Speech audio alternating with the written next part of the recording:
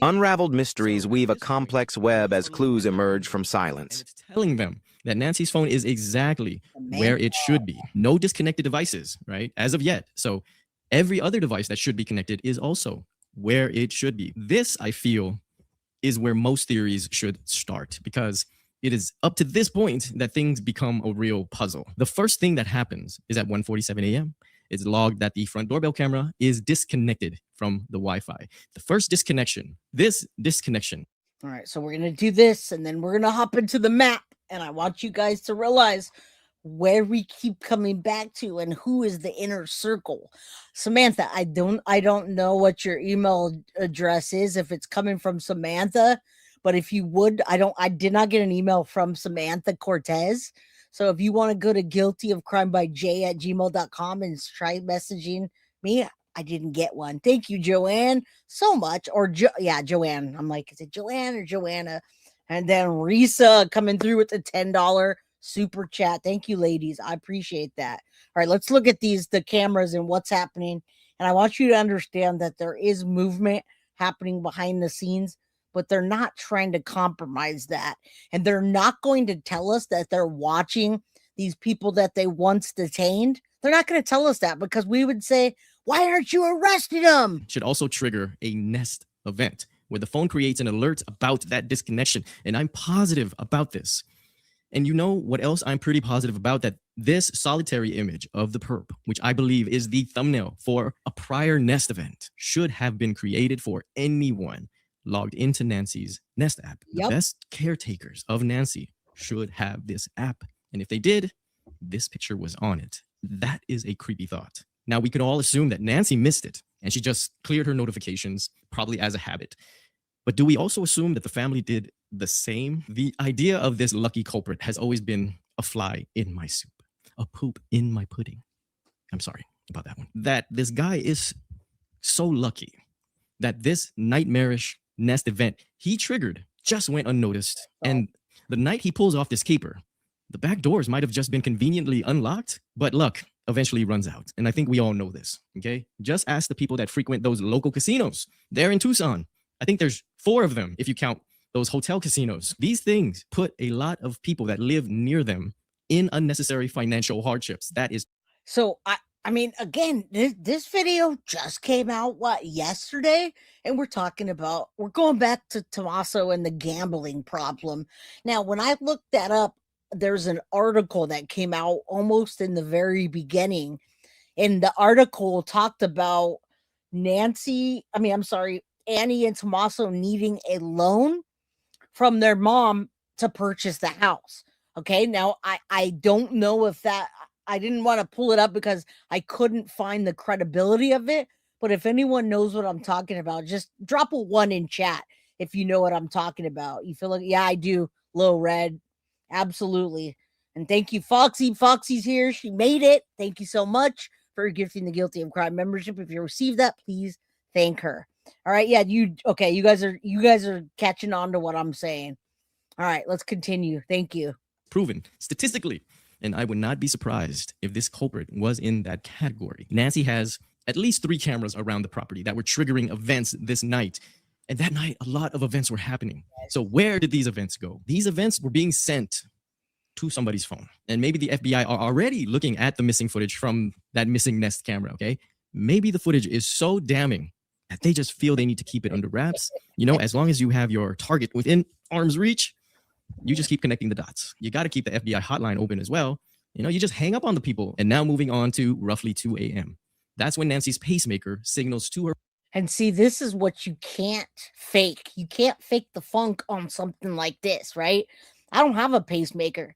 So little hint, if someone wants to pick me up and then never drop me off, but they want to just drop my phone off instead, no one's going to notice. You can just put my phone with yours and do whatever you want.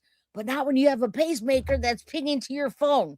All right. Again, statistically, phone that Nancy was in some sort of distress, right? A heart spike shows up in her pacemaker app 12 minutes later. Okay. At 2:12 a.m., another event from the Nest camera is created that someone is detected, which I'm also pretty sure is incomplete because it would also usually give you the location or the camera this event is being triggered by.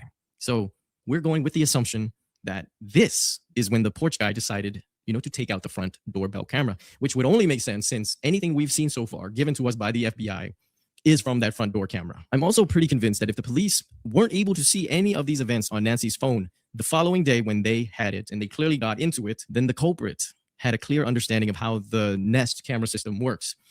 Now, again, I gotta ask you guys. Monk is genius. I love his perspective. Absolutely love his perspective. He definitely opens your mind up, but without going too far, right? Without going too far. So, the gardener could have left it on. The pool guy could have left it on. I mean, that's what your name is, Crazy Jane. You said Jane.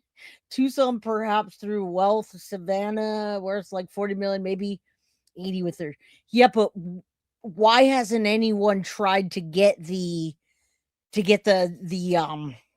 ransom? And I would confidently theorize at this point that he made Nancy unlock her phone, where he would proceed to erase anything he felt damning. If only he considered his own soul, right? So the next event should be when Nancy is taken out of her house. And this would be 16 minutes later, as indicated by her pacemaker at 2:28 a.m., which means that she's at least 10 to 30 feet from her phone. That's usually the range, roughly. And that if you notice, the timeline changes a bit as well. It's been changing a little bit here and a little bit there, and rightfully so. But guys, don't think that the FBI doesn't have more footage.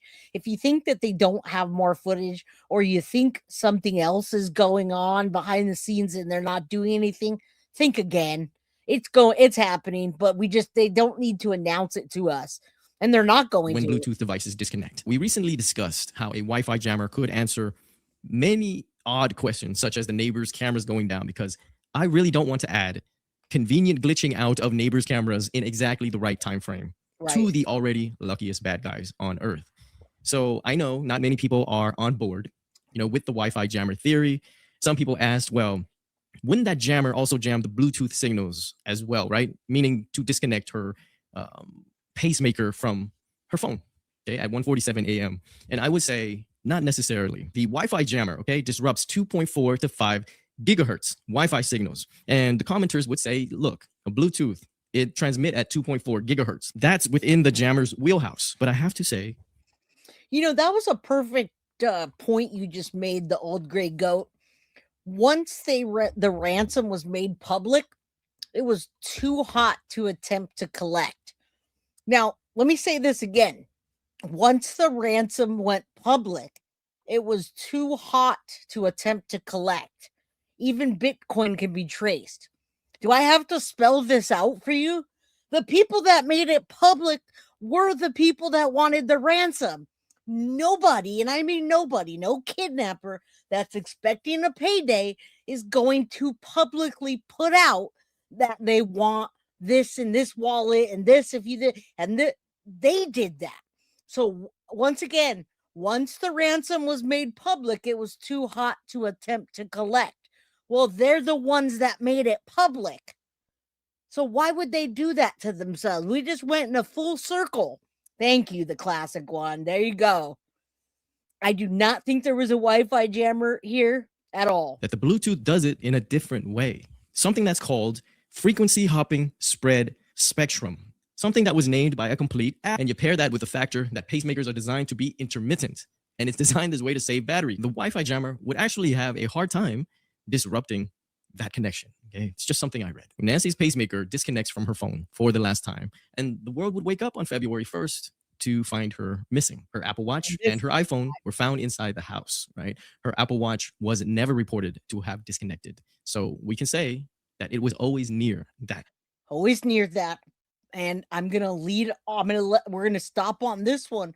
What about the other people that have been detained thus far, and evidence collected, and emergency search warrants? Where did that come from, guys? Where did that come from? Did Sheriff Nanos or the FBI just pull a hat and say, "Oh, this guy looks Mexican enough. Oh, look at those lips. Oh, he's got a thin lip and a little bit of he's brown enough. Go arrest him. Oh, yeah, that guy's brown enough too, and he's got that kind of car. Let's arrest him." All right. No, that didn't happen. All right, it didn't happen. And the people that have been detained thus far, and the people that have been detained with an emergency search warrant, there's a reason for it. Okay. Okay. All right, let's continue. Now, again, we're gonna get into the we're gonna get into the map that that Annie put out, but yet never searched it and never really made it public.